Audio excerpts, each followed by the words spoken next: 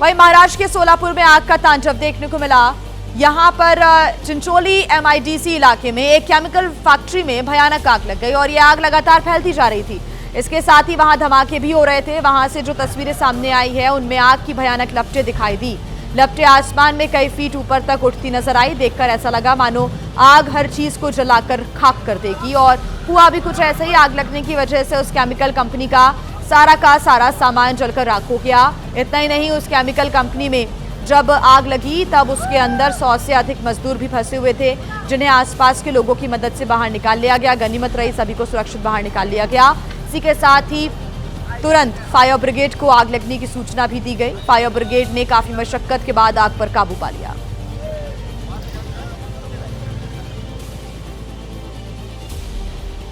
वहीं ओडिशा के कटक में भारी बवाल की तस्वीरें सामने आई है। मूर्ति विसर्जन के दौरान दो पक्ष आपस में भिड़ गए। विवाद इतना ज्यादा बढ़ गया कि दो पक्षों के बीच मारपीट होने लगी। मूर्ति विसर्जन के दौरान पथराव का भी यहां पर एक वीडियो सामने आया है। हंगामा बढ़ता देख पुलिस को लाठीचार्ज करना पड़ा। तनाव को देखते हुए इलाके में भारी पुलिस बल की तैनाती की गई है।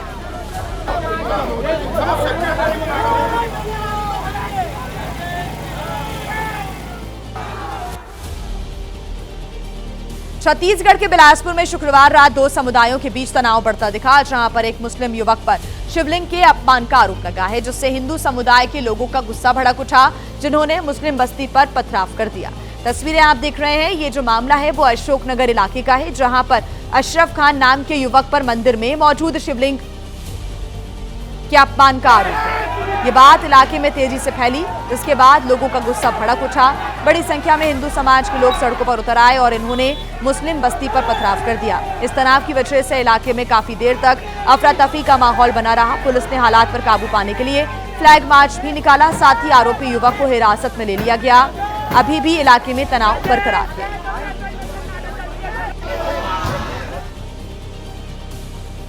और आइए आप बात करते हैं बिहार के बेगूसराय की, जहां के बखरी में अस्पताल के भूमि पूजन के दौरान जमकर बवाल हो गया। केंद्रीय मंत्री गिरिराज सिंह और विधायक सूर्यकांत पासवान के समर्थक आपस में भिड़ गए।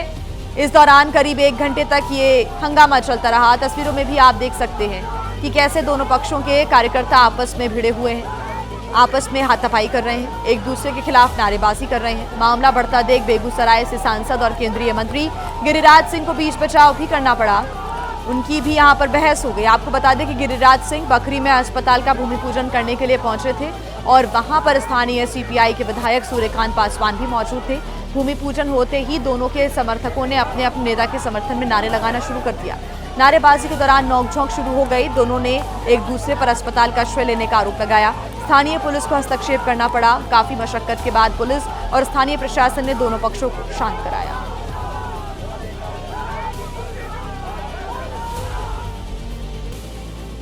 पंजाब के मोगा में उस वक्त सनसनी फैल गई जब गोलीबारी में एक की जान चली गई और एक व्यक्ति घायल हो गया है। दो गुटों में हुई खूनी झड़प से इलाके में दहशत का माहौल है। बताया जा रहा है कि आपसी रंजिश के चलते पहले दो गुटों में बहसबाजी हुई थी और फिर खूनी झगड़े में ये पूरा विवाद तब्दील हो गया। एक गुट की तरफ से पथराव किया गया तो दूसरे गुट ने गोली चला दी। गोली लगने से एक युवक की मौत हो गई है, जबकि दूसरा गंभीर रूप से घायल बताया जा रहा है। मोगा सिविल अस्पताल में भर्ती कराया गया। मृतक सुखप्रीत सिंह अपने माता पिता का इकलौता बेटा था और बाघापुराना में एक सैलून में काम करता था। फिलहाल पुलिस ने मामला दर्ज कर लिया है और 4 लोगों को हिरासत में लेकर मामले की जांच पुलिस कर रही है।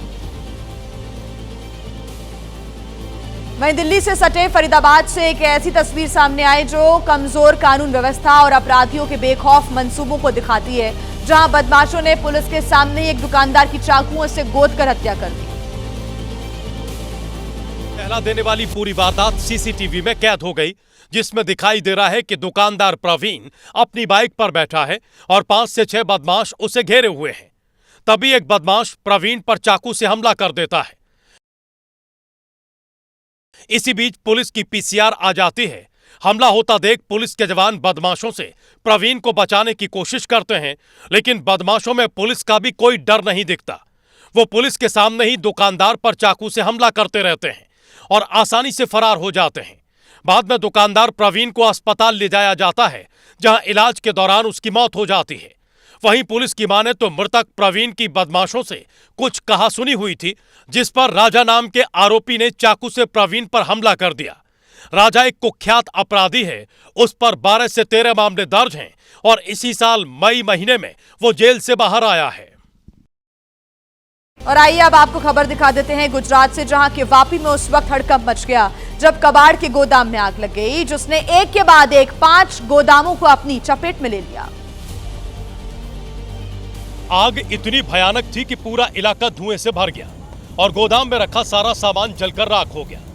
दरअसल पहले एक गोदाम में आग लगी थी, जो देखते ही देखते दूसरे गोदामों में फैल गई। आग की लपटें कई किलोमीटर दूर से दिखाई दे रही थी। आग की खबर मिलने पर फायर ब्रिगेड की 6 से 7 गाड़ियां आग बुझाने पहुंची, लेकिन आग इतनी विकराल थी कि उसे बुझाने में कड़ी मशक्कत करनी पड़ी। इस आग में लाखों का सामान जलकर राख हो गया। बताया जा रहा है कि गोदाम में बड़ी संख्या में ऐसा सामान रखा था जो ज्वलनशील था, जिसकी वजह से आग भड़क गई और एक बड़े इलाके को अग्निकुंड बना दिया।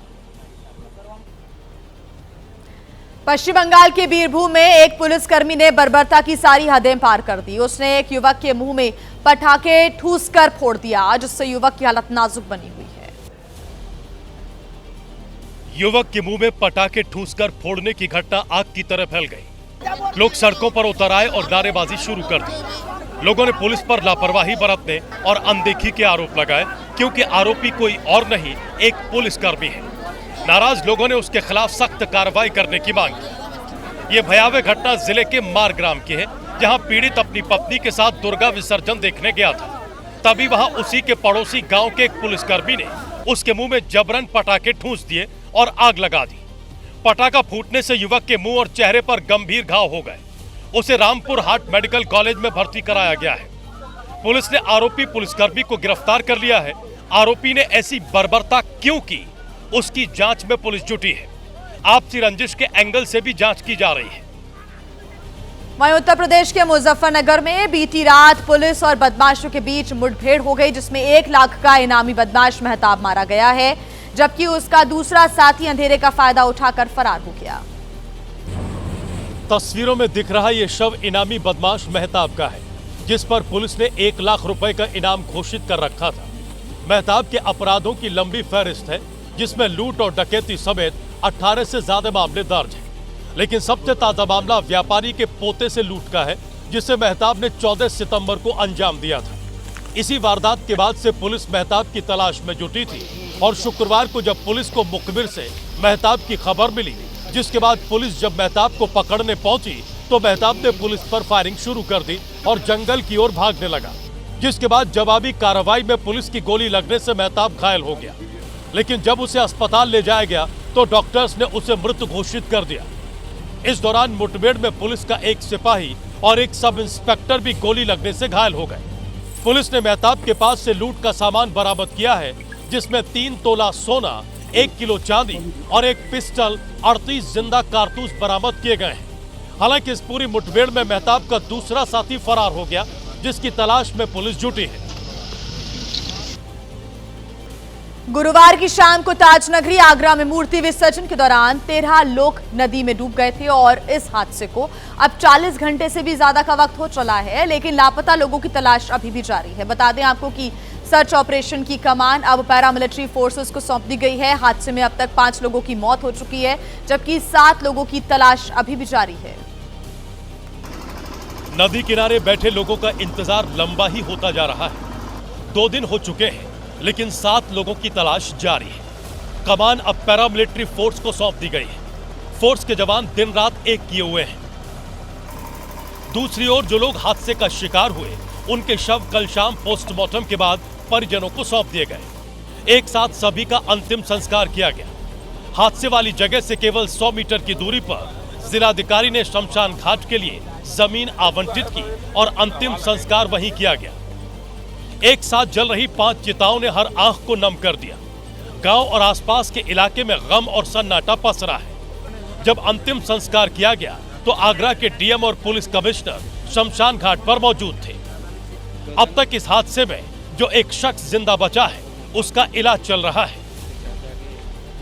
दिल्ली की प्रसिद्ध लवकुश रामलीला में अनोखा दृश्य देखने को मिला, जहां पर आतंकवाद का पुतला बनाया गया, जिसे जलाने की जगह लाठी डंडों और चप्पलों से पीटा गया।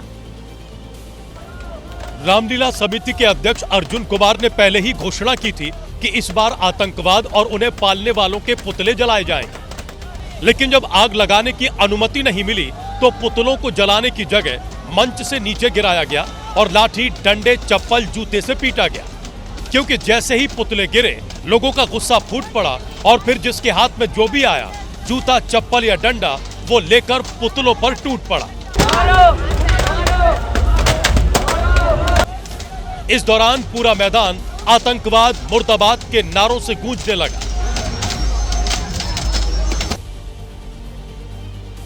उत्तर प्रदेश के कैराना से समाजवादी पार्टी की सांसद इकरा हसन पर सहारनपुर में अभद्र टिप्पणी की गई, उन्हें गालियां दी गई, जिससे उनके समर्थकों में भारी रोष है। समर्थकों ने आरोपियों पर कड़ी कार्रवाई की मांग की है। इकरा हसन मुर्दाबाद, इकरा हसन मुर्दाबाद, ये इकरा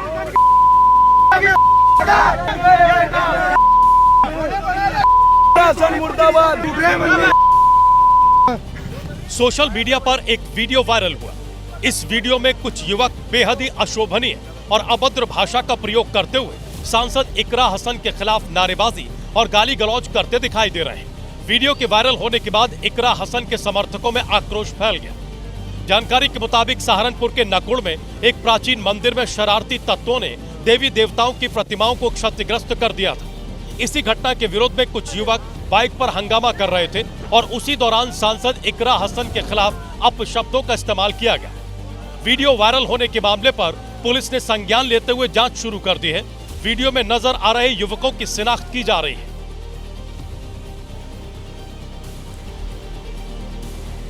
पीओके में पाकिस्तानी हुकूमत के खिलाफ प्रदर्शनकारियों की आवाज अब क्रांति में बदलने लगी है, जिसकी एक बड़ी तस्वीर कोला एंट्री पॉइंट से सामने आई, जहां रात भर से प्रदर्शनकारी बॉर्डर पर डेरा जमाए बैठे हुए हैं। ये कोहला एंट्री पॉइंट पर मौजूद प्रदर्शनकारियों की भीड़ है, जिसकी तादाद देख इस्लामाबाद से लेकर लाहौर और रावलपिंडी से लेकर कराची तक सभी की धड़कन बढ़ी हुई है। क्योंकि बंदूक के दम से पाकिस्तानी सरकार ने इन प्रदर्शनकारियों को चुप कराने की कोशिश की थी, लेकिन लोगों के जोश और जुनून के आगे मुनीर की पजामा फौज की एक न चली।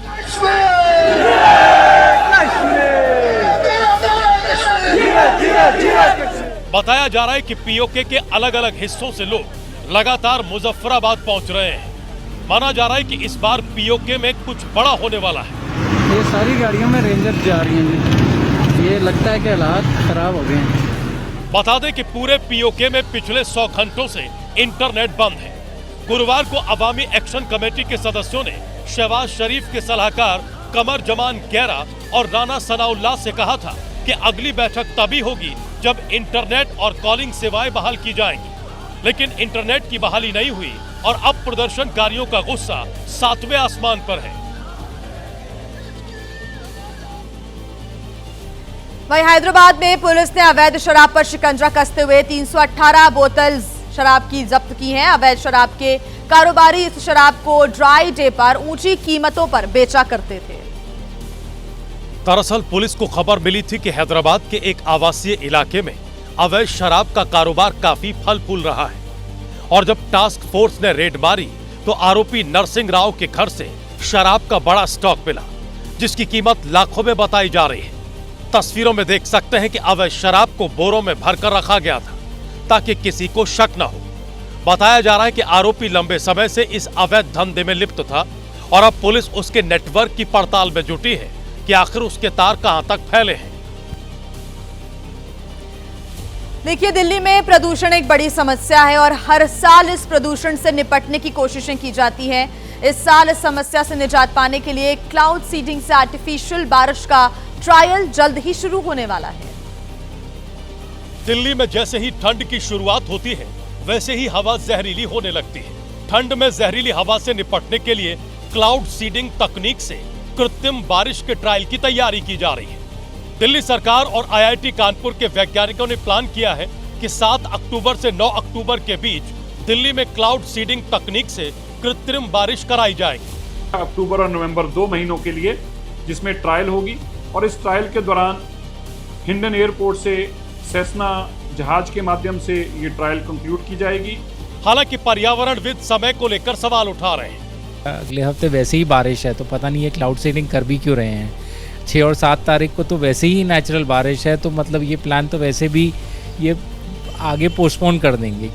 कृत्रिम बारिश के लिए IIT कानपुर के विमान VT IIT सेस्ना 206H का इस्तेमाल किया जाएगा और एक बार की कृत्रिम बारिश पर लगभग 12 से 15 लाख रुपए का खर्च आएगा।